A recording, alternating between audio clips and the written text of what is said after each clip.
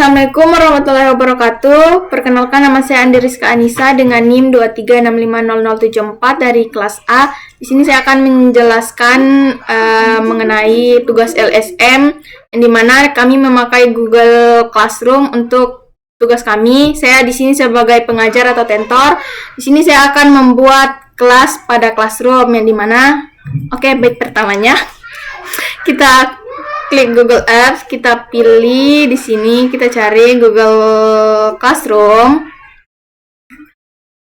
Oke, sabar. Nah, selanjutnya di sini kita akan membuat kelas. Nah, kita klik tombol plus di sini, baru klik buat kelas. Kita centang, setelah itu lanjutkan. Nah, nama kelasnya di sini kita yang buatkan namanya.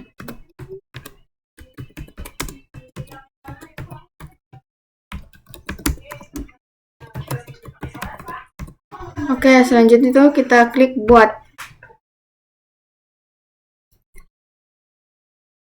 Oke. Nah, di sini kita telah membuat kelasnya, di mana selanjutnya itu kita copy kode kelas untuk dibagikan kepada siswa. Mana kita klik salin link undangan, setelah itu kita kirimkan kepada siswanya. Kita kirim. Oke. Nah, kita bagikan link salinan undangan kelasnya. Nah, saya telah mengirimkan undangan linknya ini, di mana di sini kita dapat berinteraksi dengan siswa secara real time sebagai saya pengajarnya. Selain itu juga ada menu people atau orang untuk memantau siswa-siswa atau siapa-siapa saja sih sebenarnya yang telah masuk di Google Classroom yang telah saya buat. Mungkin itu saja penjelasan dari saya. Saya ucapkan wabillahi taufiq wal hidayah. Wassalamualaikum warahmatullahi wabarakatuh. Assalamualaikum warahmatullahi wabarakatuh. Sebelumnya, perkenalkan, nama saya Wade Intan dengan NIM 23650060. Pada tugas LSM, di sini saya sebagai siswa. Pertama-tama, di sini saya akan masuk kelas yang telah dibuat oleh pengajar. Pertama, tekan saja link, kemudian masuk ke platform Classroom. Nah, di sini kan kita sudah masuk ke platform Classroom. Kita tinggal klik gabung ke kelas.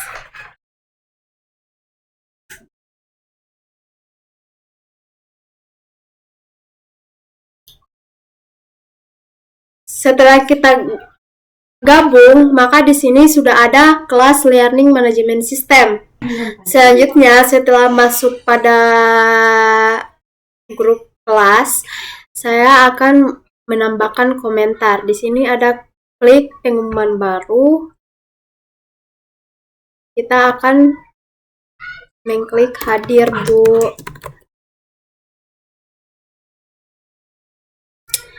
Maka di sini sudah tertera. Maka di sini sudah ada kata hadir, Bu. Baiklah, itulah penjelasan dari saya. Kita dapat memantau siapa-siapa saja yang telah masuk. Seperti saya bilang sebelumnya, di sini kita dapat melihat siapa-siapa saja yang sudah masuk. Di sini ada saya sebagai pengajar dan ada teman saya satunya lagi sebagai pengajar, dan di sini ada 3 siswa yang masuk. Mungkin itu saja. Perkenalkan, nama saya Laude Hardiansyah dengan NIM 23650070. Oke, lanjut. Di sini saya sebagai pengajar. Jadi saya di sini fokus ke mengirim tugas. Kita fokus di tugas kelas. Nah, di sini ada from tombol buat.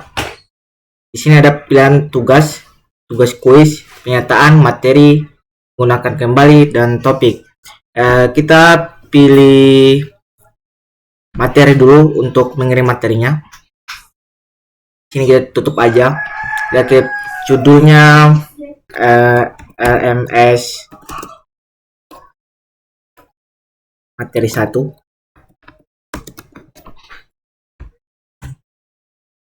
Deskripsinya kita kasih terada. Ini kita topiknya juga tidak ada. Di sini kita membuat ada lampirannya, kita bisa mengirim materinya melalui Google Drive, YouTube, buat dan upload atau juga dan link. Di sini kita mengupload file aja. Saya ulang kembali mungkin karena lalu. Oke, di sini sudah terupload, masih menunggu. Nah, di sini sudah terupload kalau begini. Dan di sini tinggal kita lampirkan saya untuk posting.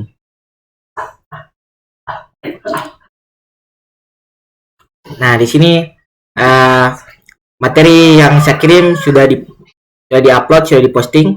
Dan di sini ada topiknya gara-gara tadi saya tidak membuat topik. Nah, untuk membuat tugasnya, di sini ada buat tugas. Ini judulnya LMS tugas 1.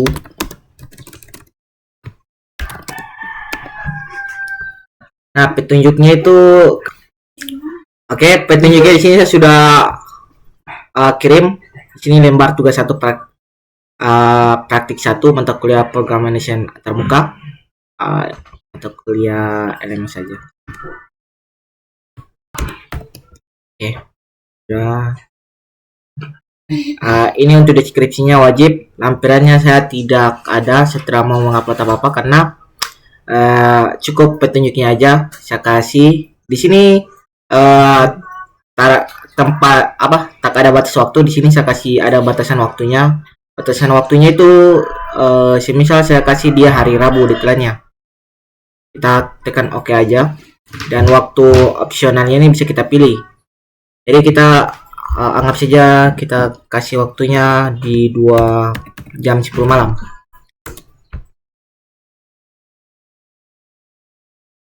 Oke.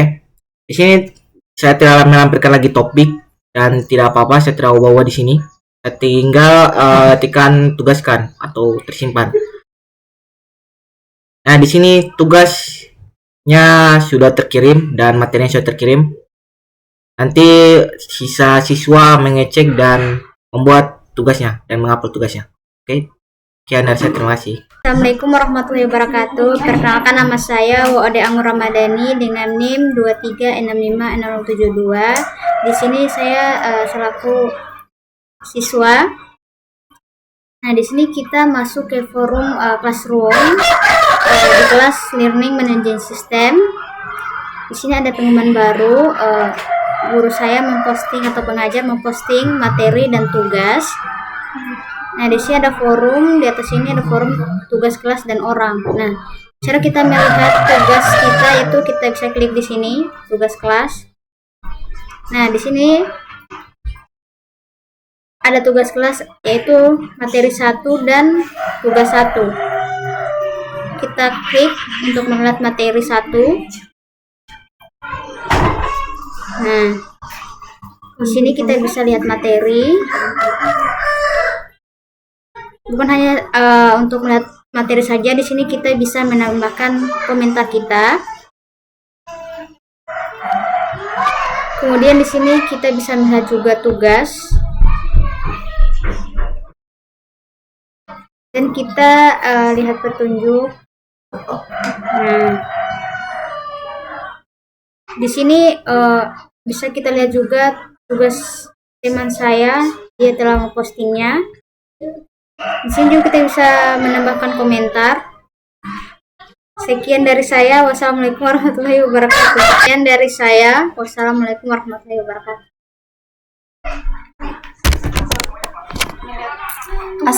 warahmatullahi wabarakatuh. Perkenalkan, nama saya Odi Kurnia dengan NIM 23650056. Di sini saya sebagai siswa, saya akan menjelaskan bagian penguploadan tugas 1 yang diberi dari guru atau pemateri. Kemudian kita klik tambah atau buat, bisa dari Google Drive, link, file, dokumen, slide, atau ini. Kita coba dari Google Drive.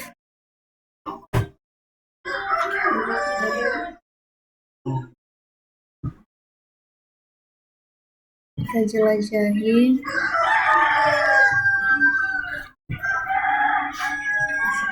Kemudian kita open.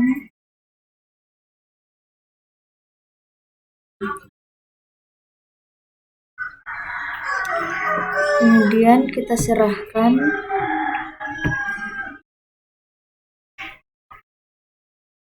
Nah, mungkin itu saja penjelasan dari saya. Oke, baik. Kembali lagi kepada saya sebagai pengajar. Di sini kita melihat apakah sudah ada yang diserahkan tugasnya dari siswa atau belum. Di sini kita sudah melihat diserahkan, sudah ada yang mengupload. Dari ketiga siswa tersebut sudah ada yang mengupload 1 orang. Kita lihat saja di sini. Yang mengupload itu Wode Kurnia. Nah, di sini kita bisa melihat juga tugasnya. Apakah benar atau tidak, kita bisa mengeceknya. Langsung dia pergi ke menu dari classroom-nya ini.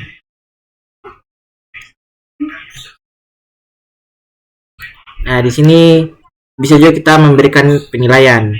Nah, misalnya kita mau kasih nilai 85. Dan rame. Di sini sudah tersimpan. Oke, sekian dari saya. Terima kasih. Oke, baik. Di sini selanjutnya saya akan menganalisis pengembangan learning management system, fitur-fitur yang dikembangkan di classroom. Nah, di kategori 1 ada kecerdasan komputer AI dan pengawasan akademik. Fitur 1 yaitu Native AI Processing System atau pengawasan ujian bawaan. Masalah saat ini, saat tutor mengadakan kuis atau ujian lewat Google Classroom, siswa sangat mudah membuka tab baru, mencari jawaban di internet, atau membuka aplikasi AI lain. Google Classroom belum punya sistem pengawasan bawaan yang ketat. Solusi pengembangan Google Classroom masa depan harus mengintegrasikan sistem processing otomatis menggunakan machine learning. Fitur ini akan mengunci browser siswa atau lockdown browser selama ujian, menggunakan kamera untuk mendeteksi pergerakan wajah. Jika menoleh atau ada orang lain, dan memberikan laporan indikasi kecurangan langsung ke dashboard tentor. Oke, sekian dari saya. Terima kasih. Baik, di sini saya akan melanjutkan penjelasan dari teman saya.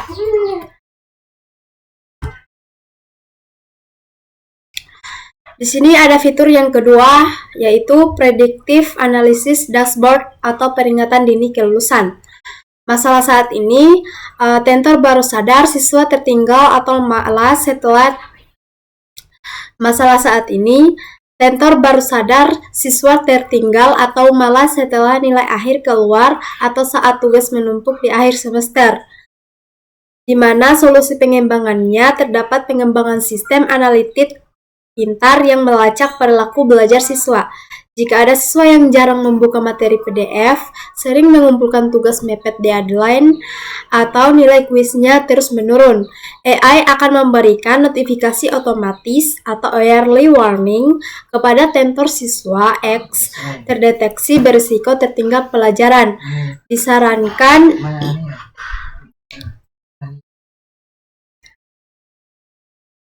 Disarankan memberikan bimbingan khusus. Baik, terima kasih. Baik, saya akan melanjutkan materi dari penjelasan teman saya. Pada bagian kita masuk pada bagian fitur ketiga, yaitu embedded audio atau video huddle atau ruangan diskusi kelompok instan.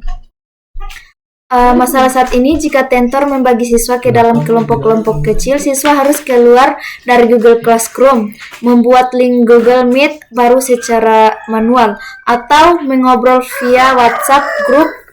Komunikasi jadi terpecah. Kemudian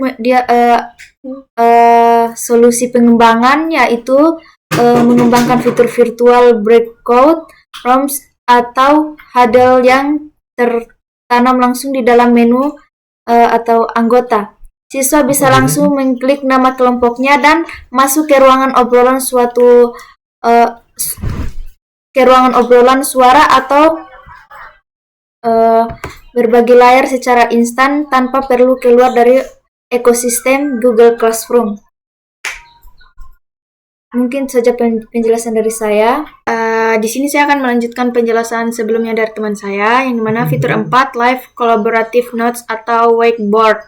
Masalah saat ini, kolom komentar di Google Classroom sangat linear dan kaku, hanya teks ke bawah. Kurang mendukung proses brainstorming antar siswa dalam satu kelas. Nah, solusi pengembangannya itu adanya fitur papan tulis digital atau whiteboard interaktif atau dokumen catatan bersama yang bisa diakses langsung di halaman utama kelas, sehingga siswa dan tentor bisa mencoret-coret ide atau merangkum materi kuliah secara bersamaan saat jam pelajaran berlangsung. Mungkin sekian dari saya. Assalamualaikum warahmatullahi wabarakatuh. Perkenalkan, nama saya Wode Anggun Ramadhani dengan NIM 23650072. Di sini saya akan membacakan fitur kelima mengenai gamification agent atau sistem level, point, dan lencana. Nah, masalah saat ini, tampilan Google Classroom ini sangat formal dan minimalis, terkadang membuat siswa merasa jenuh dan kurang termotivasi untuk berkompetisi secara sehat. Solusi pengembangan ini yaitu dengan cara menambahkan elemen game atau gamifikasi. Setiap siswa yang mengumpulkan tugas tepat waktu mendapatkan nilai sempurna di kuis atau aktif menjawab pertanyaan temannya di forum akan mendapatkan experience point atau XP.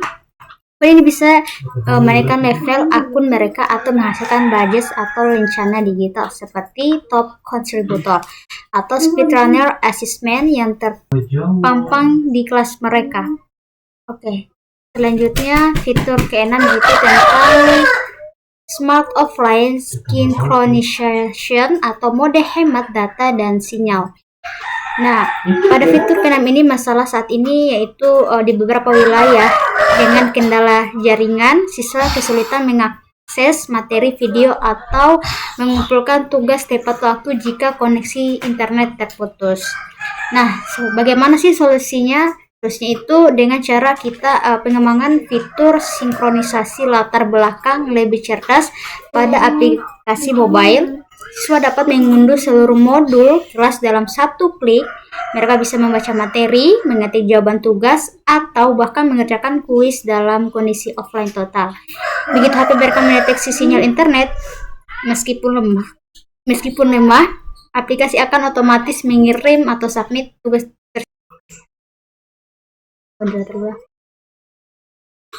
tersebut di latar belakang secara aman.